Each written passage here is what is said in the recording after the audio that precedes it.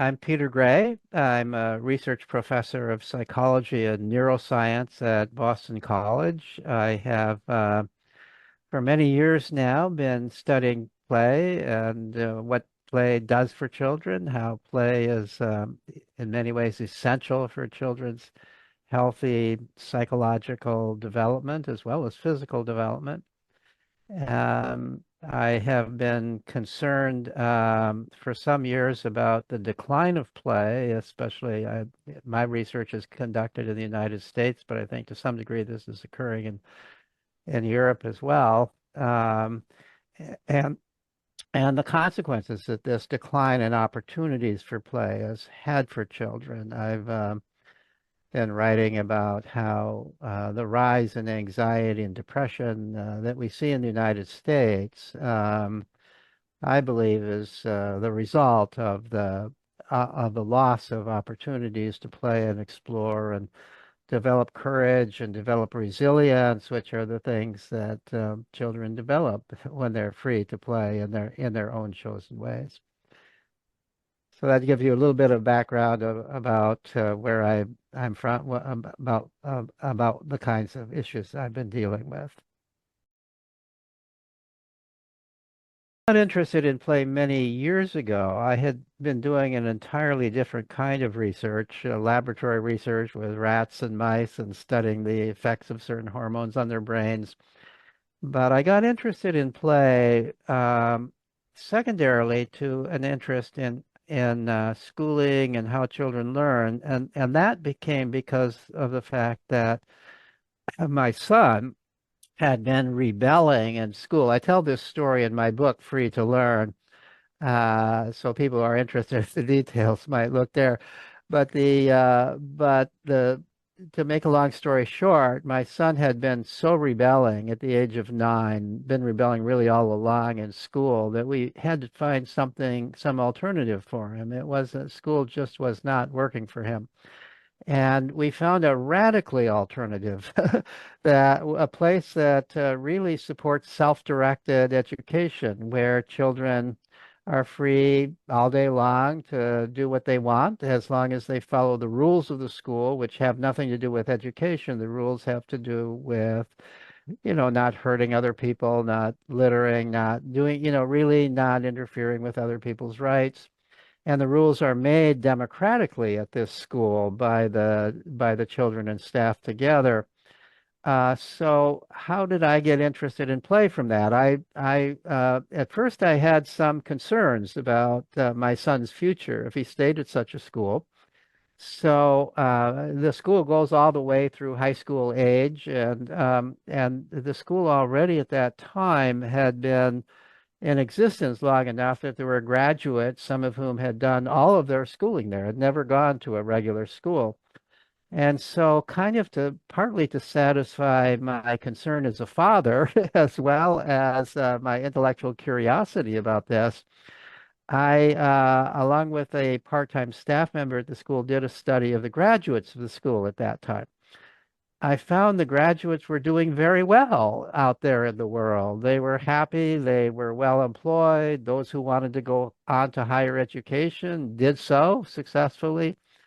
And so clearly they had somehow become educated by any meaningful definition of the term education at this school, where the staff members don't call themselves teachers, where courses aren't even offered, and yet, so how did this all happen? So this got me really interested in how it happened. And then along with a graduate student, we did a study spending many days. My graduate student spent much more time there than I did, of observing systematically what's happening. What are they doing when they're free to do what they want? And of course, by and large, they're playing. They're also hanging out. They're talking to one another. Sometimes they're reading, but reading what they want to read. But it got us really interested in play, and especially mixed age play, because one of the characteristics of this school is they don't segregate the children by age. There are children there from age 4 on through the mid to late teens, and they're not segregated. And so we were interested also in What's happening when are they really age mixing? And they are. The little kids are interacting with the older kids and so on and vice versa. So that resulted really in a publication about how children learn in play, some of the ways children learn in play, and especially when the play is mixed age, especially when we're not segregating children so that they're only playing with children within a year or two of their own age. So that's how I got interested in play, and I've been interested in it ever since, and studying it in a wide variety of ways. A definition of play that I published some years ago, and even a few other researchers are beginning to use it. I see it being quoted and used by some other people. Uh, I didn't totally make up the definition out of thin air. I took it partly by looking at some of the classic writers on play, people like Lev Vygotsky, who wrote about, well, the Russian psychologist who wrote about how children learn and play. Johann Huizinga, who wrote a book called Homo Ludens, the human beings as players, looked at how they define play and added some of my own thoughts and observations, and even took into account a study that was done about how kindergarten children define play, what they think of as play and what isn't play. And so here's the definition that I came up with. So I see play as an activity that has the following four characteristics. The first characteristic, and in some sense the most important, is that it's self-chosen and self-directed. It's something that the players themselves decide to do. They take the initiative to do it, and that they decide how to do it. They decide the players themselves. If there are rules, the players themselves are creating or accepting the rules. So play right off, you can see play then is how children learn to take initiative. It's how they learn to start up an activity. And it is also how they learn to structure an activity, to control an activity. And since children especially like to play with other children, it's how they learn to negotiate what that activity is going to be and how they're going to do it.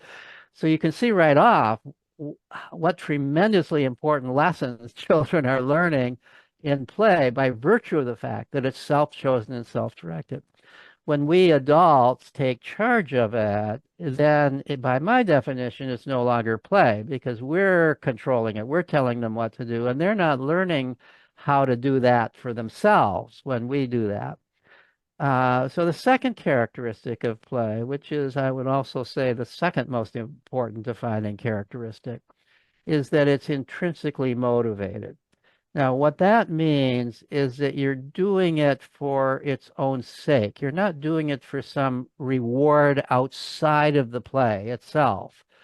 To the degree that you're doing something to get a trophy or to get a high grade in school or to please your parents or some other authority figure or to improve your resume, to the degree that you're doing it for that kind of an extrinsic purpose outside of play itself, to that degree it's not play.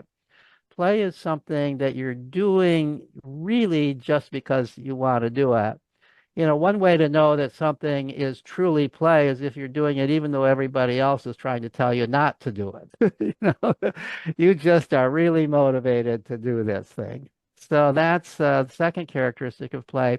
And why is that valuable? In a certain sense, that's part of why so many adults think play is trivial. I mean, why would you spend time doing something that you're not getting some material reward for? We're so focused, maybe even more so in the United States than in France. I don't really know, but we're so focused on, the idea that human beings are motivated to do things to get something, that we should be getting something. And we're wasting our time if we're just spending time, doing something because we want to do it, but we're not going to get some reward for it.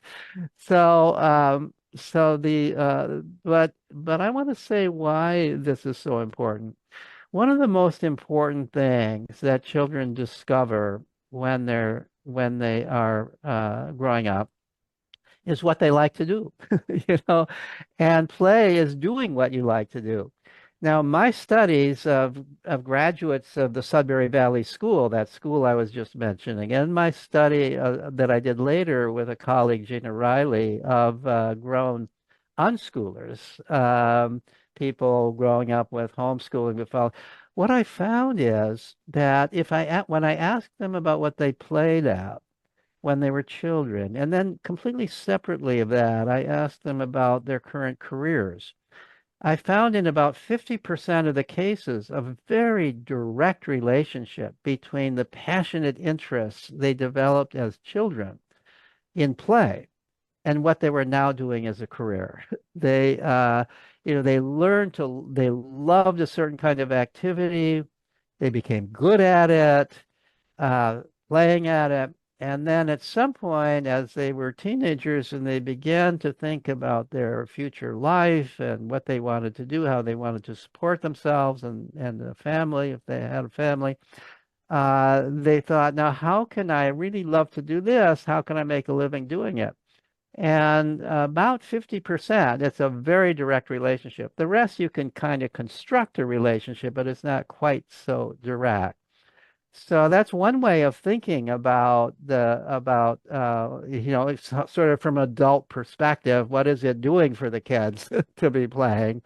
They're learning what they like to do. They're developing passionate interests. Of course, it ought to be enough just to say, play is fun, and children have a right to have fun, whether or not it's doing something good for them.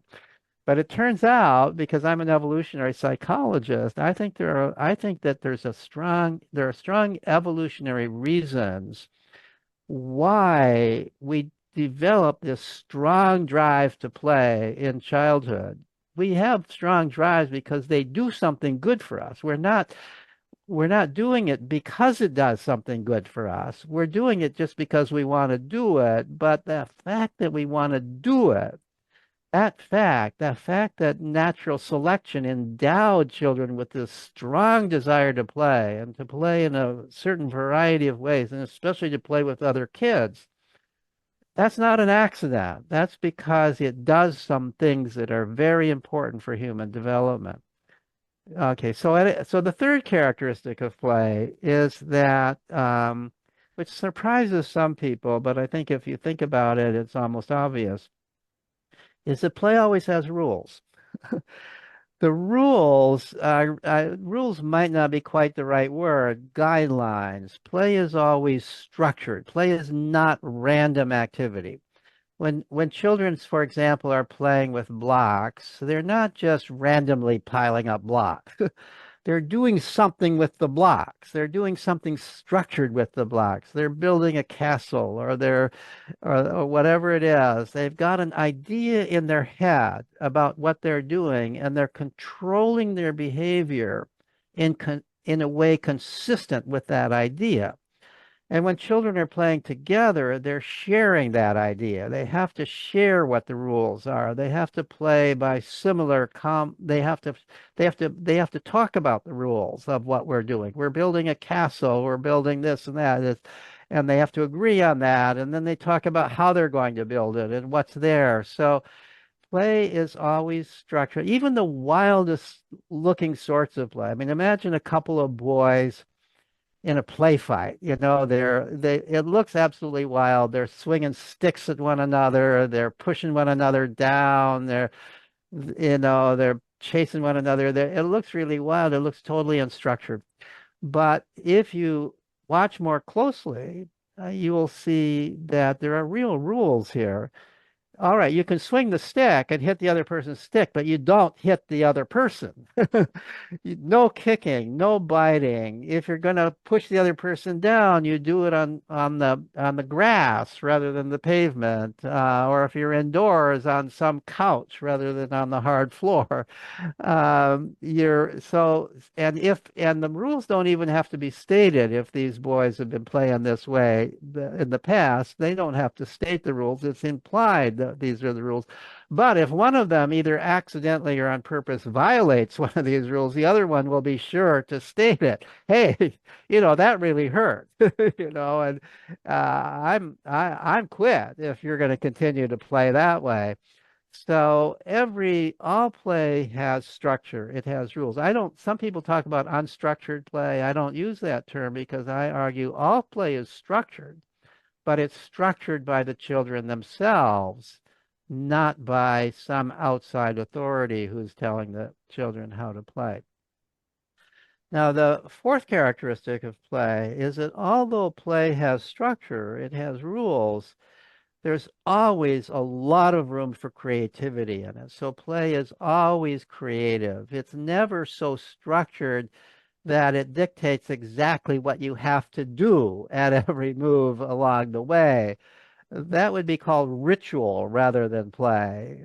So play, I would argue, is the most creative thing that anybody ever does. It's a creation right from the beginning. You're creating the rules. You're creating this game.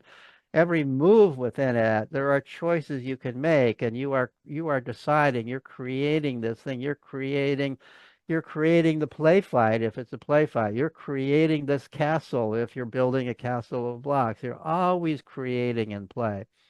And for young children, especially, but to some degree for all of us, play also has a degree of imagination. You're sort of stepping into this play world, an imaginary realm. And when you're in this imaginary realm, you're engaging in hypothetical reasoning. If this were true, what else would have to be true? This is kind of some logicians regard this as the highest form of human reasoning, hypothetical deductive reasoning.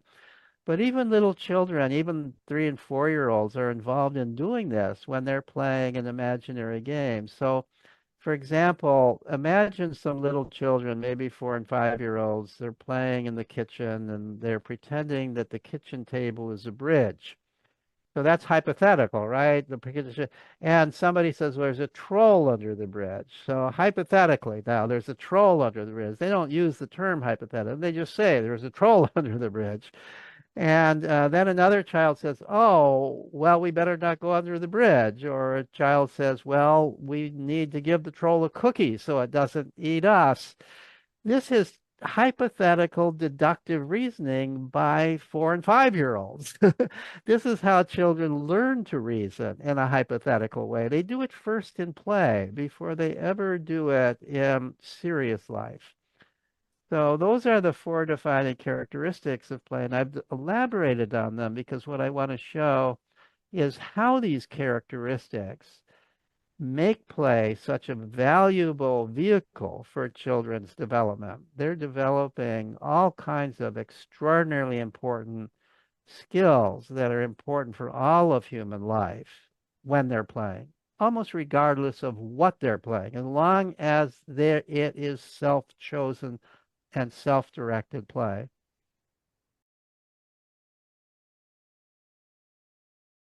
So I think there's two sides to the awareness about the value of play. The negative side of it is that if parents begin to think, and our teachers or adults in general begin to think, well, the purpose of play is learning, then there's a strong temptation to start controlling play. There's even a book entitled something like Play Equals Learning, and it's really all about how teachers could use play in school to teach certain lessons. To me, that's not actually play because it violates the first defining principle of play, which is that the children create this. It's not something suggested by a teacher or an adult, and it's not there in any deliberate sense to teach a lesson. It's once adults begin to do that, that tends to destroy play because it's no longer the children who are deciding what to play, and the children, on the other hand, I have been in the business of trying to show what it is that children acquire when they play. One of the lines of evidence, which is just really the beginning for thinking about this, is in the United States in particular, over the past really 60 years, there has been a continuous decline in children's opportunities to play. For a variety of reasons, we have taken over children's lives. Adults have taken over children's lives. In the middle of the 20th century, it was common, it was still common, as it always had been before, just to send kids outdoors. And there'd be a lot of kids outdoors, you know, age 4 on up, playing in their own ways. No adults involved at all. So it was very much a play culture. There were people, there were sociologists who were studying the culture of childhood, which was really a culture of how children interact with one another, how they play with one another when they're out there with other kids and there's no other adults involved, and about how important that is for children's development. Well, we gradually in the United States destroyed the culture of childhood because we began to, for some reason, began to become afraid of sending children out. We began to think this was dangerous, that the streets are dangerous, that there's people out there who are going to snatch our children away. We developed these fears, largely irrational fears, but they became very potent. We also developed, over time, what I sometimes call a schoolish view of child development, which by which I mean we began to believe that children develop best when they're carefully guided and directed by adults. So we began to think that instead of just children playing on their own, wouldn't it be better if we put them in adult-directed sports or adult-directed other activities? And people still called that play, but of course, by my definition, that's not play. And it doesn't provide the opportunities for learning how to do your own things and taking control of your own life, because there's always an adult there to solve your problems for you, to protect you from anything that might happen. And you're not learning that you can solve your own problems. You're not learning you can protect it. So over time, and over this same period of time, we've seen huge, gradual but huge increases in anxiety, depression, even suicide among kids, especially among teenagers, but even among younger children than that, really tragically. And so what I aim to do in this particular article is to present multiple reasons why this is not just a correlation, but there's a cause effect here. That if you take away play, this is what's going to happen. Children are going to grow up without the benefits that are learned from play, the benefits that I just described when I talked about the definition of play, how to take control of your own life, how to solve your own problems, how to make friends, how to negotiate with other kids, how to solve problems, how to, so all of these things. It's not just play, by the way, that we took away from children. We took away all sorts of independent activities, like even walking to school by yourself, moving around town by yourself, having part-time jobs by the time you're 11 or 12 years old. These are independent activities that are very valuable for children's development. But we've more or less deprived children of these opportunities, and so I present in both on theoretical grounds, the kinds of grounds I've already been talking about, and empirical grounds for a relationship. So, for example, there's data that shows that though there, even though everybody is kind of restricted in their play, some are restricted more than others. Well-controlled studies showing that those kids, even if you match for everything else, who have more freedom to play on their own are doing better psychologically and also intellectually, by the way, compared to those who are are more controlled by adults all the time. That's one line. That's one line of research that's been done. These are generally done with young children, and you have ways of measuring how much free play they have by interviewing the adults about that. And then independently of that, you have some ways, maybe by talking with teachers or by giving psychological tests about their emotional capabilities, their social abilities, and so on and so forth. There are also studies typically involving college students. There's a lot of anxiety and depression among college students today. If you look at, take a typical study looking at college students and you have them fill out a questionnaire about their emotional health, their anxiety, their depression, and so on. And then independently of that, you also ask them about the degree to which growing up they were free to engage in their own activities, to have sort of self-directed adventures, be in control of their own lives, versus the degree to which their parents were what we often call helicopter parents, who were kind of watching them all the time and in control of them.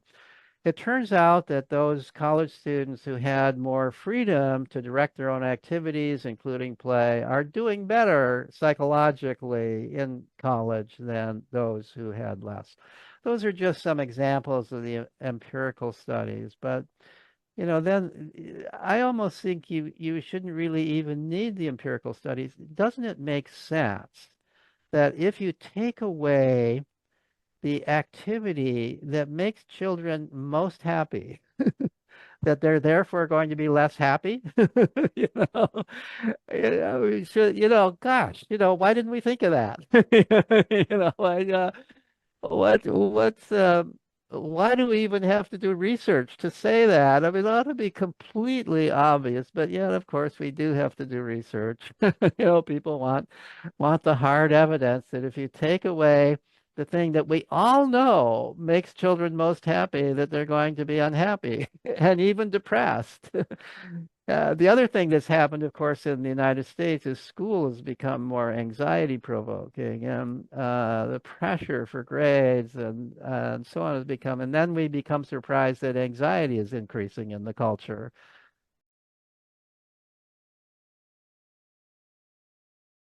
So at some point after that study of the graduates of Sudbury Valley School, I got into a conversation with a woman who had been conducting research with a hunter-gatherer group called the effets in Central Africa.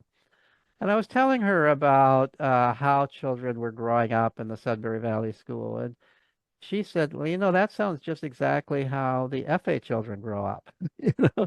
And so I got interested in hunter-gatherers in general. And along with another graduate student, I did a survey of anthropologists who had lived in and observed hunter-gatherer groups. Most of this work was done in the sort of mid to late 20th century. It's hard to find really pristine hunter-gatherer groups today. They've more or less all been connected in many ways with modern cultures, and although some people still call them hunter-gatherers and they may still hunt and gather, some of these hunter-gatherer groups that people say they're studying hunter-gatherer groups, they even are sending their kids to schools, and that changes the whole nature of the thing. But these were people who were studying hunter-gatherers at the time when you could say that these were pretty pristine hunter-gatherers, very little influenced by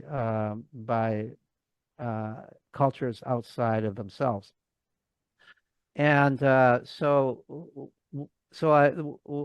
interviewed, we surveyed these with a written survey actually, about what they observed the children doing, what was the relationship between children and parents in these cultures. And we had 10 different anthropologists who had studied 7 different hunter-gatherer cultures on 3 different continents. So we had a variety of them.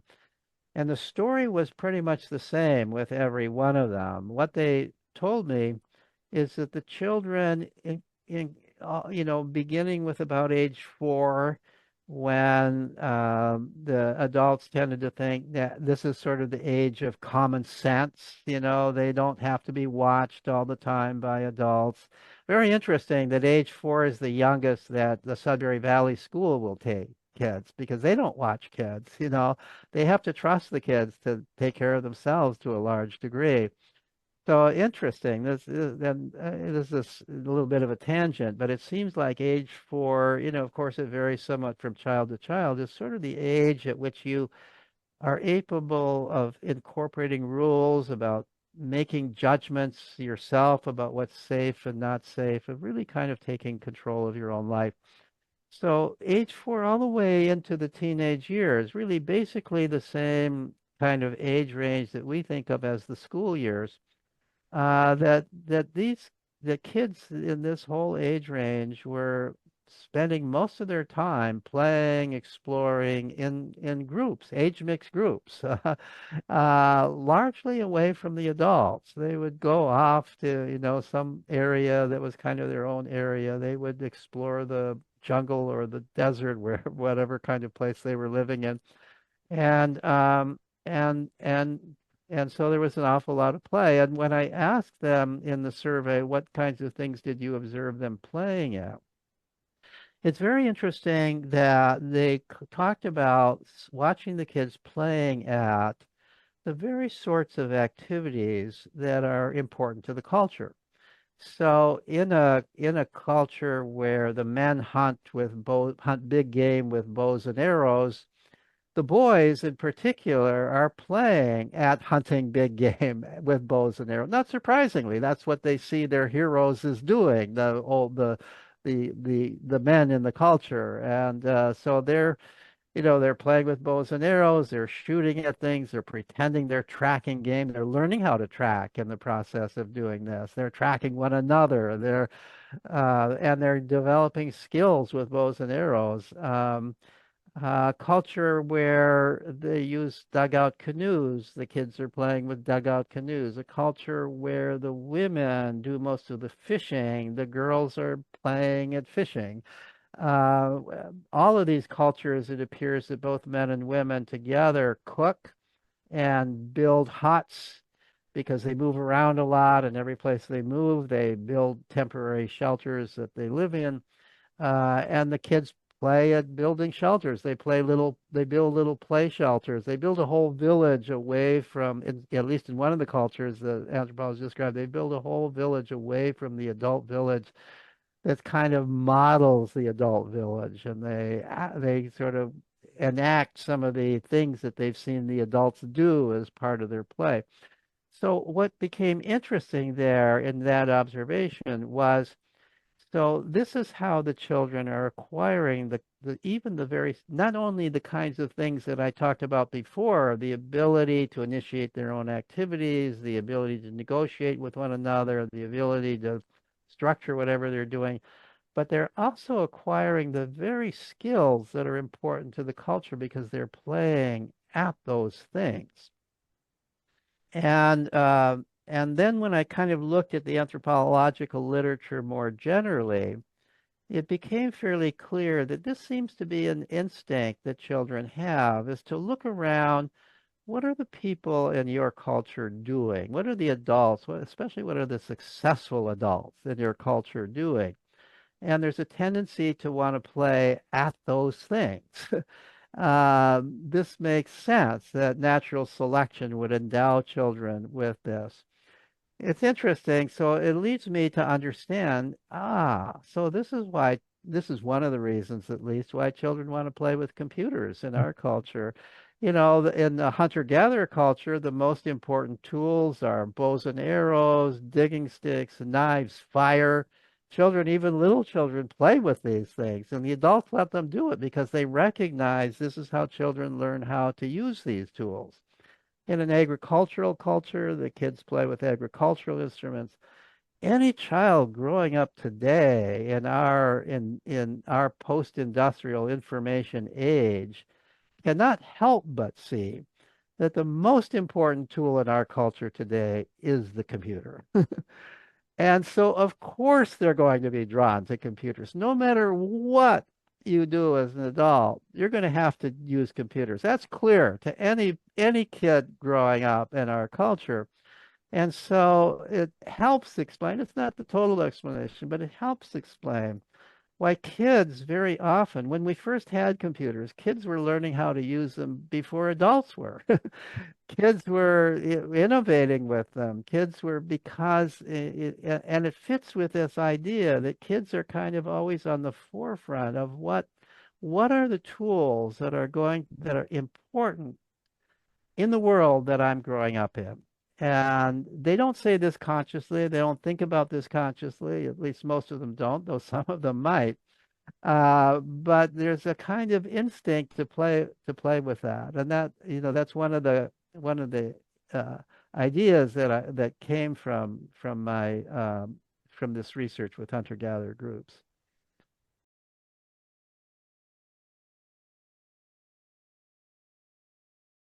I think there's certainly nothing wrong with playing with games. Sometimes, when we were doing our studies at Sudbury Valley School, this was some time ago, and although some kids were playing computer games, it was still kind of early in the era of computer games. So there were a lot of kids playing board games, a lot of kids playing card games, and it was a little easier to watch that than to watch the computer games they were playing, although I've gotten interested in computer games since. But it's very clear what they're learning when they're playing card games or board games. They're learning a lot.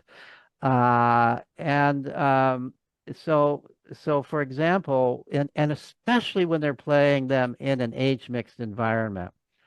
So let me give you an example. We would watch kids playing a card games, a somewhat sophisticated card game. It involves a certain amount of strategy. There's always a certain amount of luck in it, so anybody can win if depending upon the luck. But there's a certain amount of strategy in these games. And what we often saw was that there might be a group of maybe 11, 12, 13-year olds, 11, 12, 13-year olds playing the game, but then there would also be somebody who's 6 or 7 in the same game. Now, if you tried to get a game like that going, or 6 or 7-year olds just tried to play with other 6 or 7-year olds, they would probably not be able to get the game going or keep it going. I think that there are some 6 and 7-year olds who are perfectly capable of understanding the rules and even working out the strategy. But when you've got 6 or 7-year olds, their attention wanders, they forget what they're doing, and the game just kind of falls apart. 12 and 13-year olds all playing together, what you see is that the older kids are scaffolding the play of the younger kids. They are saying things like, hey, you're showing your cards, hold the cards up so other people can't see them, or you know, don't you remember somebody else played that card already? You can't play that card, so they're reminding them what they have to do. They're not always nice about it. Hey, dummy, which makes it all the more authentic for the little kids. The older kids are not being patronizing here, And so what's involved in playing these games? What's involved is very much akin to what we call intelligence. What is intelligence? It's the ability to use your mental resources in a focused way, to remember what's important, to pay attention to what's important, and to think from one thing to another in a kind of directed fashion. And children are learning that. They're practicing that in play. It's real play. It's self-chosen, self-directed. It's structured. They may structure it by the rules that have been passed along, and in our culture, sometimes written rules. But one of the things I've also observed when children are playing is they feel free to change the rules. If they don't like the rules, or if the rules aren't working out for the group that are playing, they'll change the rules.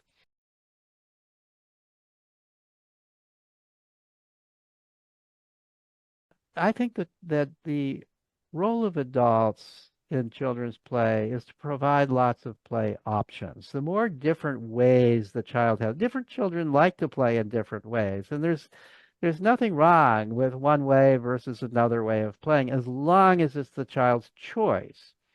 If we restrict the child so that the child can only play this way, if children, as is so true in the United States, are not allowed to play outdoors and therefore they're just playing computer games, Well, that's not the ideal situation. If they want to play computer games, that's great, but they also should have the option of playing outdoors.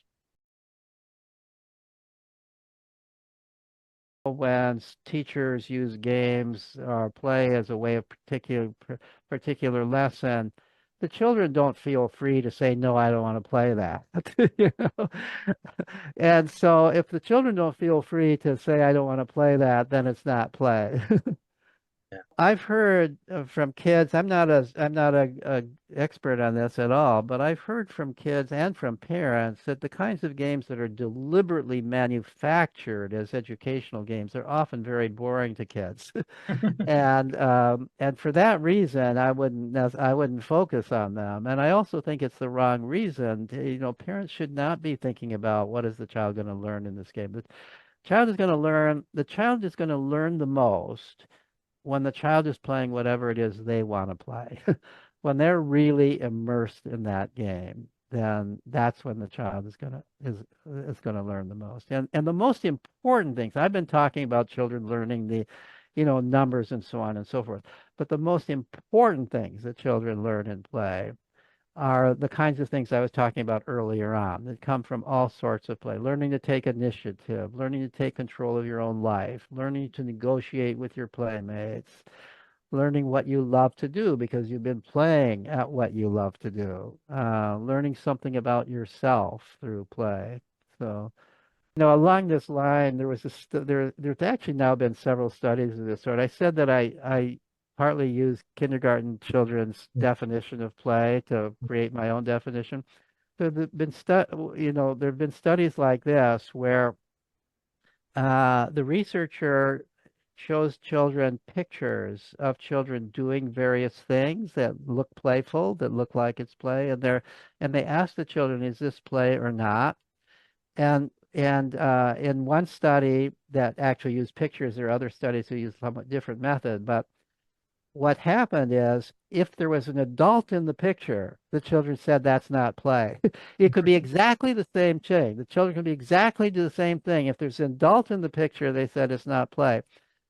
Apparently they made the assumption that if there's an adult in the picture, the adult is controlling it. The adult decided that this is what they should be doing. If there's no adult in the picture, then it's quite likely the children decided to do this thing that they're doing.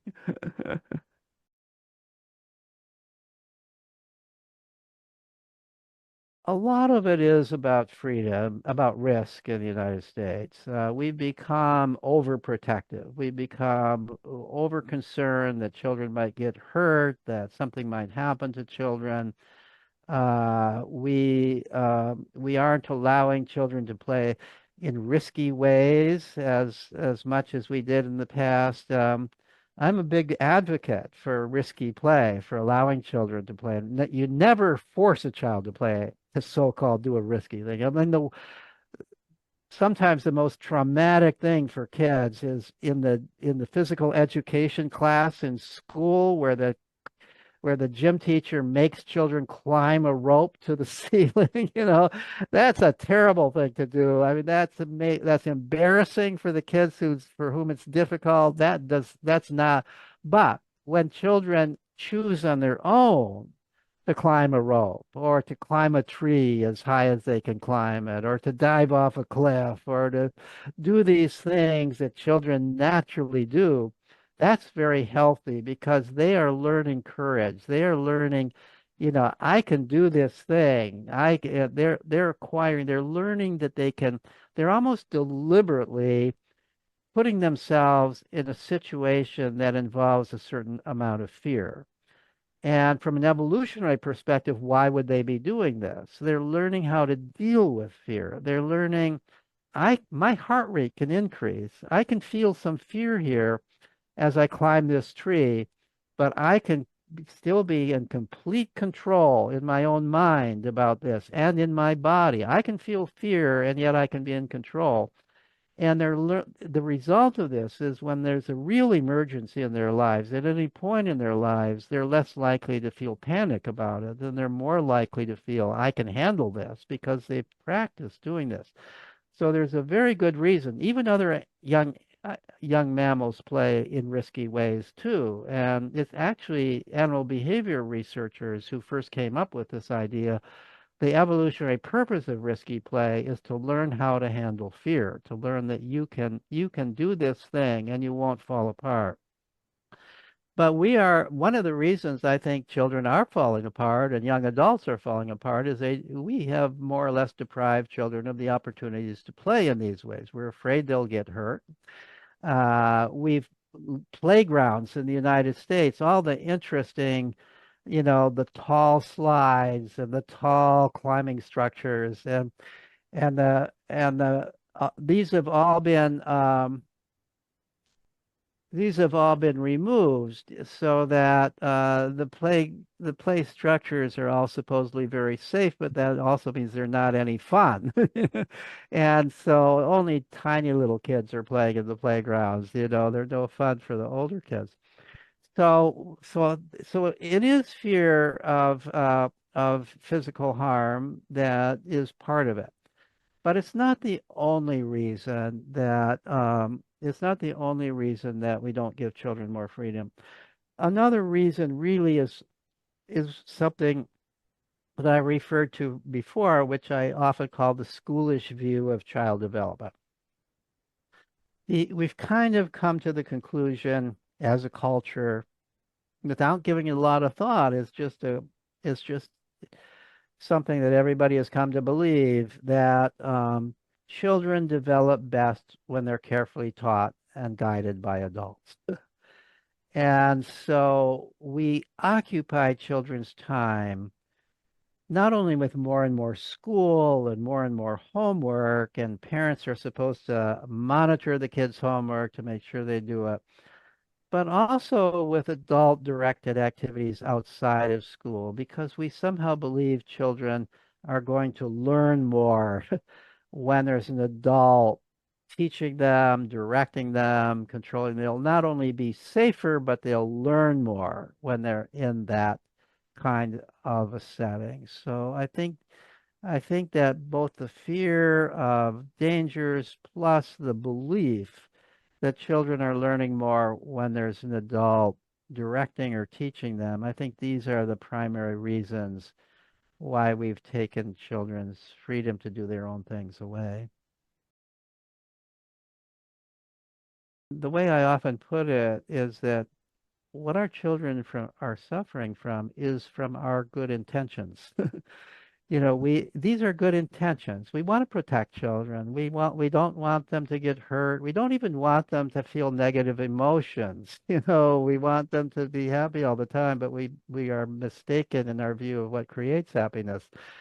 So we want to protect them from physical danger. We want to protect them from bullying. We want to protect them from all these kinds of things that children have historically always faced, and by facing them, they learn how to protect themselves. They learn how to be resilient. That's a big mistake. That's good intention. And the other good intention is we believe in education, and somehow we believe, therefore, that the more education that the kids have, the better off they'll be, which means we've increased school hours, we've increased homework. From my perspective, it's a very narrow view of education. The really important things children have to learn are not being taught in school. And the things that are taught in school, many of them have nothing to do with the real world or what they really need to know to do well in that world. So a lot of it is just wasted time. But nevertheless, we bought into the idea that more and more schooling is good for kids. And so there's more testing, there's more time in school, there's more homework. There's the belief that everybody should be going on to higher education. It's almost like what we used to think about high school. This is just part of what everybody has to do. So you're spending a huge portion of your life in school, and that's well intended. People think they're doing something good for their children by encouraging more and more school.